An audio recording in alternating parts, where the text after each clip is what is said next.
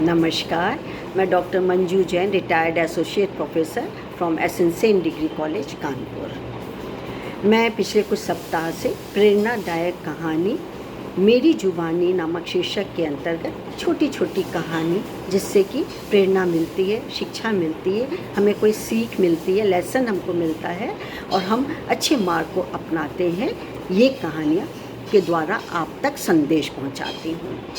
तो और बच्चों को अच्छी भी लगती है कहानी सुनना भी और पढ़ना भी, तो आप पढ़ भी सकते हैं मेरी कहानियों को और किसी बड़े बुजुर्ग से कह के सुन भी सकते हैं, दोनों काम हो सकते हैं। तो चलिए इसी श्रृंखला में मैं आपको एक कहानी और सुनाती हूँ। वो है तो पंचतंत्र से संबंधित, लेकिन उससे भी हमें सीख कहीं ना कहीं अवश्य मिलती है। कहानी का शीर्षक है बगुला भगत। बगुला एक पक्षी का नाम है और एक शहर से दूर एक जलाशय था, तालाब था, जिसमें कि मछलियाँ, केकड़े और अन्य जीव जंतु और मेढक वगैरह वहाँ पे रहते थे और अपना जीवन यापन करते थे। खुश थे सब, एक साथ रह के प्रसन्न रहते थे, एक दूसरे से अपना आचार व्यवहार जो भी उनका बनता हो भाषा में वो करते थे।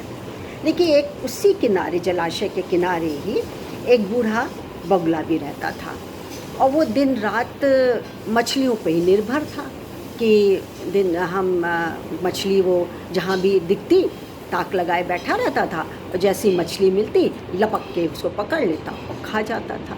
ऐसे 1, 2, 3, 4 साल बीत गए। बूढ़ा तो वो था ही, लेकिन अब बूढ़े के साथ साथ उसके एक आध अंग भी खराब होने लगे। सबसे पहले उसकी आंखें खराब हो गई, कम दिखने लगा और धीरे धीरे वो उठ बैठ सकता था। लेकिन निराशा और चालाकी उसके दिमाग में चलती रही कि अब मेरा गुजारा कैसे होगा। मैं तो अब सक्षम रहा नहीं कि मैं घंटों बैठा रहूं और जो कि मछलियां आए और मैं लपक के खा लूं, क्योंकि मुझे तो दिखता भी नहीं है, बहुत कम दिखाई देता है। तो एक टांग से वो निहारता रहता था जलाशय को और तलाशता रहता था मछलियों को, लेकिन उसे नहीं मिली। अब कई दिन बीत गए, पेट की तो आग उसको बुझानी थी, भूख लग रही थी, आत्मा तड़प रही थी उसको। तो उसको एक युक्ति सूझी, एक उपाय सूझा, वो भी कुटिल दिमाग जैसा। क्या सूझा? ये सूझा कि उसने ये संदेश भेजा बाहर से कि सुनो सुनो, मैंने आज एक ज्योतिषी को कहते सुना कि इस जलाशय में 12 साल तक अकाल पड़ेगा और बिल्कुल भी पानी नहीं रहेगा या नाम मात्र का पानी रहेगा और सभी मछलियाँ, मेढक और अन्य जीव जंतु, केकड़ा हैं, कीड़े मकोड़े हैं जो पानी में रहते हैं, सर्वाइव करते हैं, उन सब की धीरे धीरे मृत्यु हो जाएगी।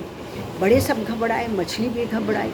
अब क्या हुआ कि उसने कहा कि हमें क्या करना चाहिए। सब जो जलचर थे उन्होंने पूछा कि भाई हमें क्या करना चाहिए, उसने कुछ उपाय भी तो बताया होगा।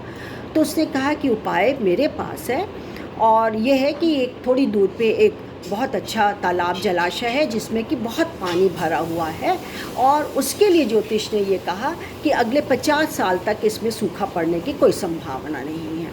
तो सब खुश भी हुए कि कहीं एक आशा की दीपक तो कहीं मिला उनको, लौ तो कहीं जली। तो सब इसको पीछे आगे पीछे करने लगे कि अब मुझको ले जाओ, मुझको सबसे पहले ले जाओ। सभी अपना जान बचाना चाहते हैं। तो उसने कहा कि नहीं, मैं इतना सक्षम नहीं हूँ, मैं ऐसा करूँगा कि एक एक को मैं लेकर के जाऊँगा वहाँ पर। तो सब मान गए कि चलो देर सवेरी से ही पहुँच तो जाएंगे, जान तो कम से कम हमारी नहीं जाएगी, जान तो बच जाएगी। तो उसने कहा कि मैं सबसे पहले मछली और वो एक एक ही मछली को लेके जाऊँगा। तो मछलियाँ राजी हो गई। अब वो एक मछली को ले अपनी पीठ पे बैठाता, फुर से उड़ता, जैसे भी उड़ता था, चलता था और थोड़ी दूर पे जा कर के वहाँ पे एक बड़ी शिला थी, पत्थर था, पहाड़ जैसा था, पहाड़ी जैसी थी, उसमें पटक पटक के मछली को मार देता था और उसके बाद स्वयं भोजन कर देता था। ऐसे करके वो हर दिन एक एक मछली को लेके जाता था। कई दिन बीत गए। अब क्या हुआ कि उस समय एक केकड़ा उसको सामने आया और उसने कहा कि भाई बहुत दिन हो गए, मुझे भी अब यहाँ रहने में घुटन होती है, मेरे संगी साथी नहीं है, हम लोग मिलजुल करके बहुत अच्छे से रहते थे, और आप कब मुझे पहुंचाएंगे? मैं तो रोज़ आपसे आग्रह करता हूं, आप मुझको नहीं पहुंचाते हैं वो दूसरे तालाब पर जहां मेरी जान सुरक्षित रहे, जान बच सके।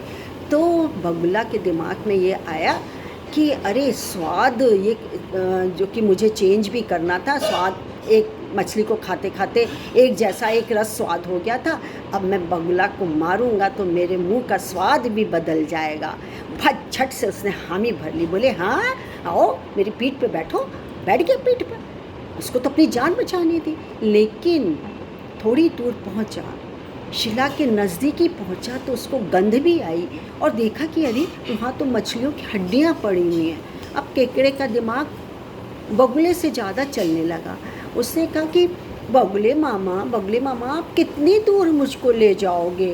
अब तो बहुत देर हो गई है मुझको आपको उड़ते हुए, मुझको पीठ पे बैठाए बैठाए अब थक गए होगे। तो उसने कहा कि हाँ थका तो हूँ मैं, कोई बात नहीं है। लेकिन उसने ये सोचा कि चलो अब इसको बता ही देता हूँ। बगुले ने सोचा अब इसको सत्यता बता देता हूँ। तो उसने कहा कि अब तो मेरी पीठ पे है ही, जैसे मछलियों को मारा वैसे इसको मार दूँगा मैं। तो उसने कहा कि हाँ सत्यता ये है कि मैं ना हर मछली को यहाँ पे सिर पटक पटक के इसको मार देता था, खा लेता था। अब तुम्हारी बारी है, मेरे मुंह का स्वाद भी बदल जाएगा। ये सुनते ही केकड़े ने देरी नहीं की, अपने नुकीले पैने जो दांत थे उसके गर्दन में धंसा दिए, कस के काट लिया उसको, और वो फड़फड़ फड़फड़ करके वहीं ढेर हो गया। अब वो दौड़ करके अपने तालाब में आया और उसने पूरी आप बीती बता दी। तो आप बीती बताई तो सभी हतप्रत रह गए, आश्चर्य करने लगे, मुंह खुला खुला कर रह गया, अवाक रह गए, करे तो करे क्या। उसने कहा कि अरे ये तो बहुत ज़्यादा मतलब ख़राब बात होगी हमारे साथ, अब हम क्या करना चाहिए केकड़े भैया, हमें क्या करना चाहिए? बोले अब मैं बताता हूँ। अब वो क्या बताएंगे, उसके द्वारा या उसकी कही हुई बात को या इस सब को देखते हुए आप तक एक सीख या शिक्षा पहुँचाती हूँ कि कभी भी सोचे समझे बिना आप कोई भी फैसला मत लीजिए। दूसरों की बात पे एक ही बार में एतबार मत करिए। एतबार मतलब कि कोई भी विश्वास मत करिए, बहुत जल्दी विश्वास मत करिए। आपको अपने ऊपर सबसे पहले विश्वास होना चाहिए। और तीसरी चीज़ कि आपको एकजुट होना चाहिए। जैसे आप एकजुट होकर एक तालाब में रह रहे थे वैसे ही आप एकजुट होइए। क्यों?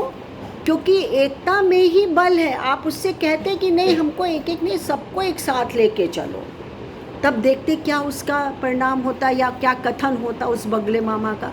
शायद मना कर देता, शायद चालाकी बच जाती उसकी।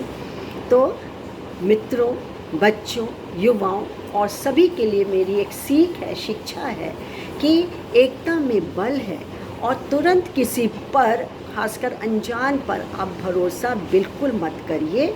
बहुत देर में सोच विचार करके ही आप फैसला लीजिए। तो कैसी लगी आपको मेरी ये कहानी? उम्मीद है अच्छी लगी होगी। अच्छी लगे तो आप लाइक और शेयर करना ना भूलें। आज के लिए बस इतना ही। नमस्कार।